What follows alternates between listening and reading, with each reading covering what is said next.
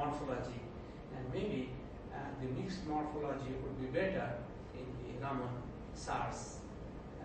When you get the Raman signal, we'll know that how we'll analyze and so on. So maybe I am expecting, because you have better, so the energy transfer from the nanoparticle to the fluoropores, the rare earths are called fluoropores, okay? The fluoropores, because they are the fluorescing objects, would be better.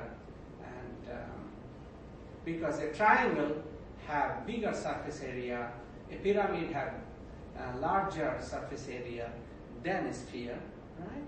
And that's the good thing for the enhancement.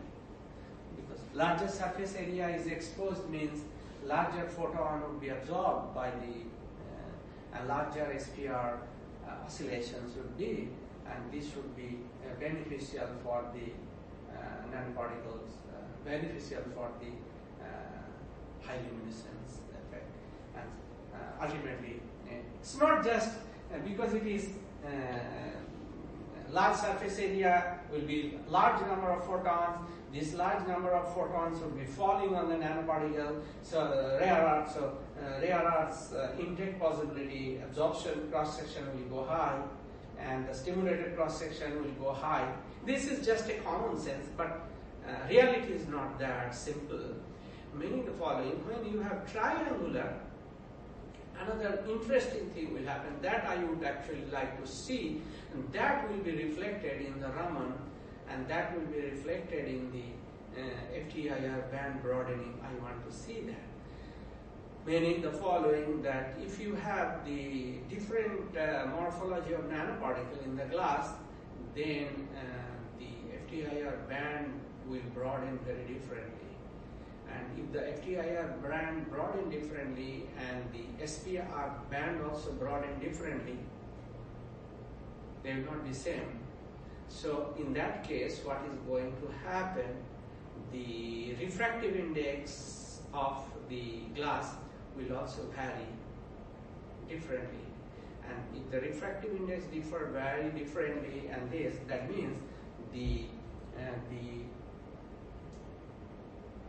coordination chemistry around the nanoparticle, around the rare earth, which is known as the crystalline anisotropy field, okay, will contribute differently.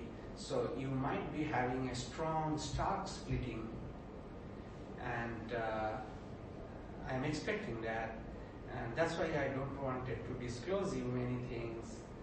So if we can get that strong Stark splitting, because if you have different kind of nanoparticles, say, so you'll be having strong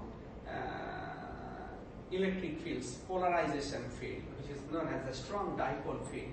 And this electric field acts as a anisotropic crystalline field. Okay? This anisotropic crystalline field will make Q2, which is known as the asymmetry factor in the judo felt thing, would be quite high. And this asymmetry factor would contribute to the Stark splitting.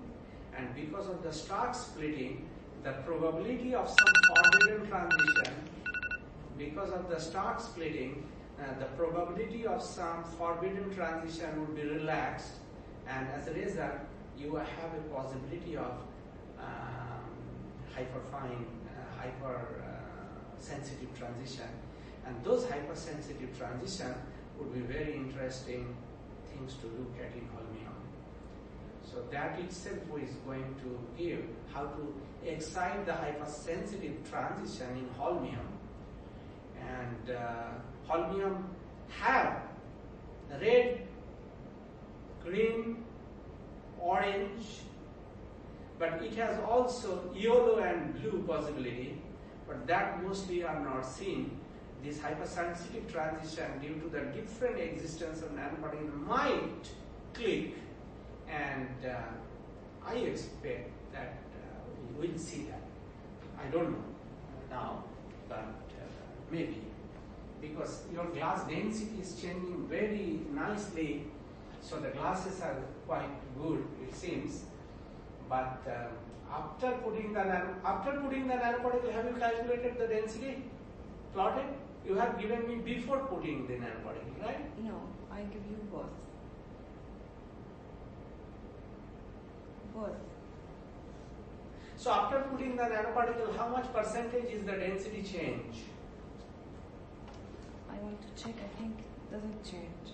Okay, this we will see afterward. Okay. So it also would matter that how much change in the density and refractive index percentage. I want to know the percentage change in the density and the refractive index, and that is going to be a very important factor for the rest of the story. Anyway, so that's going to be an important issue for the. So far, people have whatever. I have, in fact, incorporated these things. One thing I have not incorporated, that I am going to incorporate maybe in your paper, in your thing, is a new fact. This one and this one, I want to incorporate in your system because you have a different shape of nanoparticles. So I will be talking about this maybe in one of your paper afterward. I don't know. So the most important mechanism that is involved in the luminescence enhancement or the SARS signal enhancement are the following probability wise. So the highest probability is the energy transfer probability from the nanoparticle to the rare earth. Then the second probability is the cross relaxation mechanism, which is a very interesting mechanism, and the time scale is quite different from that of the energy. For each process, you need to find out the time scale, read the time scale. Okay. Then the radiative transition process, lightning rod effect, energy transfer from silver to rare earth. Okay.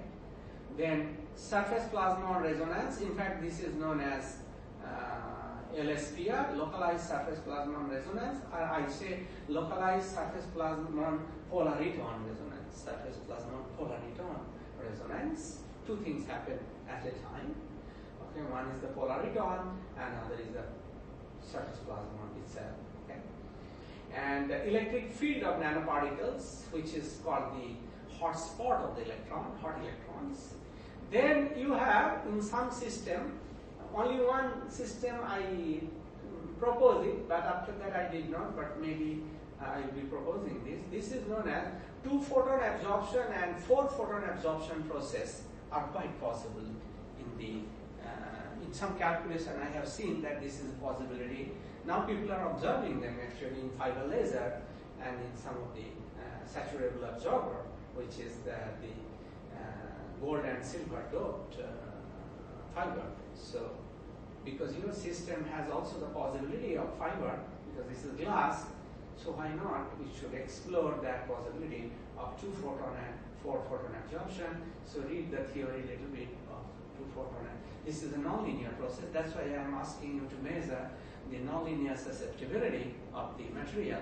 So this nonlinear susceptibility and impedance will give a clue whether these processes are possible or not. That would be a very, very strong way of looking at the glass nonlinearity. So you have also the multiphonon relaxation from various sources. The temperature and concentration quenching also. So the temperature, local temperature fluctuations in the material is a matter. Then you have the trap states in the system because you have a lot of trivalents and divalents and monovalent ions.